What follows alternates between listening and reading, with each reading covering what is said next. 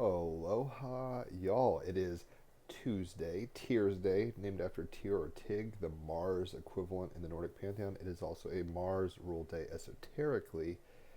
The sun is in Taurus, the moon is in Sagittarius now. I'll refer to the astrology as we go. The sun is actually exactly conjunct Uranus right now.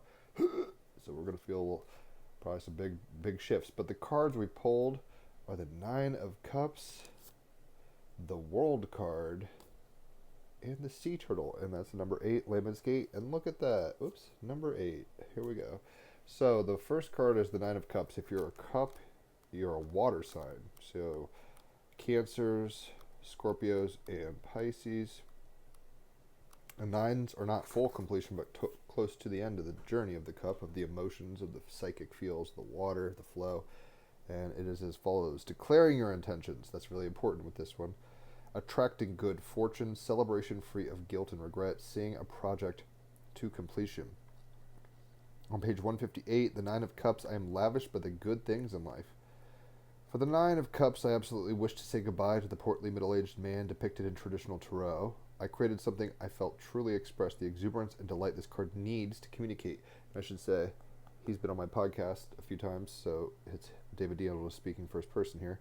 I wanted something celebratory, sexy, radiant, very sun in Taurus. Conjunct Uranus. It's like explosively, radically a beautiful, radical value. Everything about this card for me is about being fully immersed in the pleasures and beauty of life. Mercury in Taurus. North Node in Pisces. All in with the beauty. There is a strong sense of completion, the kind we feel after achieving something significant and worthwhile.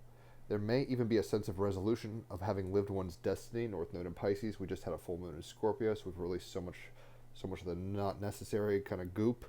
And with Uranus conjunct the Sun exactly right now, trining Pluto in Aquarius retrograde, we can upgrade like Mario. Take the mushroom, get bigger here. Shift gears. So if life were to take you away right now, you would feel satisfied. We can enjoy the spaciousness, the weightlessness that opens, feeling great euphoria, ripples of delight streaming through our nervous system, utterly visceral. We simply radiate and people can feel it. Mars and Leo, Jupiter and Gemini, we feel good.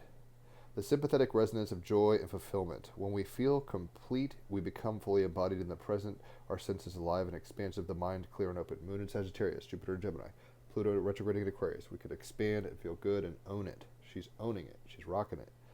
In the artwork, we see a woman seated, languishing on a curvaceous avant-garde sofa, raising her cup, inviting us to toast her success. Sun in Taurus, conjunct Uranus exactly. Her cups hold the golden likeness of the Buddha's hand in Gyan Mudra, the mudra of knowledge, concentration, and expansive creativity, the energy seal which stimulates the pituitary gland. The other cups stand like exquisite plinths, hosting an array of geometrical light archetypes, the geometrical language of nature and building blocks of life and creation. They are also symbolic of the underlying metaphysical principle of the inseparable relationship of the part to the whole. The one in the all in the one, as above, so below, like holofractal kind of stuff. And ironically, I'll talk about it, the song I wrote for all the major arcana, but for the world card particularly, is called Holofractal Epiphany. The principle of oneness permeates the architecture of all form in its astonishing diversity. The golden sphere behind her, floating amidst the incandescent sunset over gentle waters, is this universal symbol of unity, wholeness, and completion, divine, feminine, the motherly womb of spirit. For many who read Tarot, this is the ultimate wish fulfillment card. For me, it is something else entirely. It's the declaration card.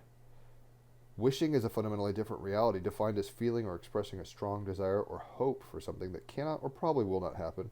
Instead, evoking the power of declaration, you no longer report about the conditions or environment needed for something to occur. Rather, you create the conditions and the environment. You declare who you are. You declare what you do. You declare what you create. It's like the I am energy. I am this, that, and the other. You don't just say, maybe one day I will be. It's like you step into the power. Uranus conjunct Sun and Taurus exactly. Something is brought into existence the instant you declare it to be so. The Nine of Cups signals a sea change for you, asking why instead of how. When you have a compelling reason to make something happen, the question of how is no longer the issue. Moon in Sagittarius. When you know the truth for yourself, the truth will set you free. You don't have to worry about the details. The how is nearly the next step you're taking towards your goal. right? Sun in Taurus, Mercury in Taurus, one step in front of the other. This way of living frees up phenomenal amounts of energy. You become the open space in which the next action arises. Your words have power because you do what you say without reasons and justifications, and complaints disappear because there's a natural joy in being totally responsible for your life and what you create. Sun in Taurus, Moon in Sagittarius, Mars in Leo. Shout, let it out. Let it all out. With the energy of this card, we also discover, like the lizard, we can be regenerated. We too possess untapped powers to regenerate, to grow a stronger body, a stronger, more joyful psyche, and stronger connections and relationships. Life is abundant, and it is your natural birthright to enjoy the fruits. Declaring your intention, attracting good fortune, celebration free of guilt and regret, seeing a project to completion. With the clarifying card being, like I said earlier, the major arcana, the end of the whole major arcana, the Fool's Journey, is the World card. And like I said, I wrote music for all of them, so I'll post in the comments. The title for this track is called Holofractal Epiphany. It's pretty cool, haikus with a bunch of samplers and stuff like that. So, the world, on page 64, the number of hexagrams in the I Ching, right? The world card, universe, I am your beloved conduit for the radiance and grace of life. When we accept that, we can really relax and lean into the ride a little more enjoyably, dare I say. So, an auspicious period, Sun conjunct Uranus, trining Pluto, right? In Aquarius, we have a lot of alchemy and epiphany going on. An auspicious period, you have achieved success in your endeavors. Walk in harmony with Mother Earth. Gather your tribe and give your best. Jupiter in Gemini, Sun in Taurus, Mercury in Taurus, Moon in Sagittarius. It's like gather your tribe, your friends, and give your best, your truth, emotionally, to the degree you can. Very much the Ouroboros, eating its tail. This is the song that never ends. And when we can kind of get and rest into that, we create a level of beneficence and joy that can be untapped. It creates what? Stability in our lives. Number 8 of the Divine Animal Oracles deck. She's been on the podcast too. Shout out. But yeah, the wild card for today is from the Animal Oracle. It's the Sea Turtle, number 8. Once again, number 8. On that card. See all the syncs and all the resonances. So the Sea Turtle on page 38. Stability. Operating from a stable base is advantageous. Mercury in Taurus. If you need help and guidance, ask for it, as you are loved and supported. Delve deeply into the study of something rather than just skimming the surface. Moon in Sagittarius wants us to learn the truth. Do not push hard for what you want all the time. Right? Chiron in Aries. Venus and Neptune conjunct-ish in Aries. It's like, don't always just insist on your own way. Instead, set an intention or direction and steadily flow towards it. Steadily flow towards it, accepting all the ups and downs on the way. Not every journey needs to be a difficult one full of drama.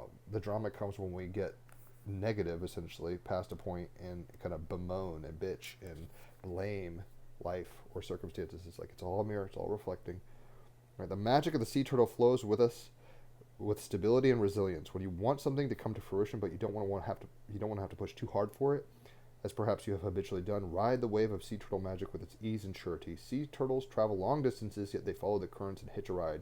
You too can do this energetically and refuse to be pressured. Sometimes you need to accept someone else's more stable helping hand so you can rest a healthy part of the lesson of the turtle. So yeah, tap into your magic. It's always there. Just accept it, right? See the world for what it is. You are a conduit of the divine, experiencing consciousness for itself. Hopefully that brings you a level of stability that you know that no matter what, you can walk on water if you have the right mindset, basically. And you'll sink when you have fear and limitations and all that stuff. You'll experience exactly what you put out energetically. It's just kind of the law of the land, right? It's a feedback loop. So if you've enjoyed this, leave a tip.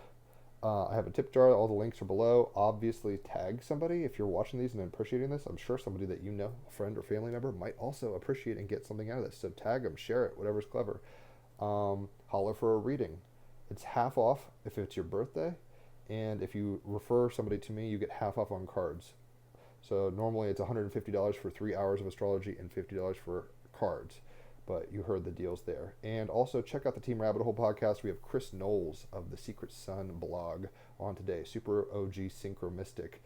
Going to be a fun time. Episode 310. I'll post the link for that in the comments. I hope you enjoy your Tears Day, your Mars Rule Day. Get out there, make it work, and enjoy the ride. On that note, I'll catch y'all tomorrow.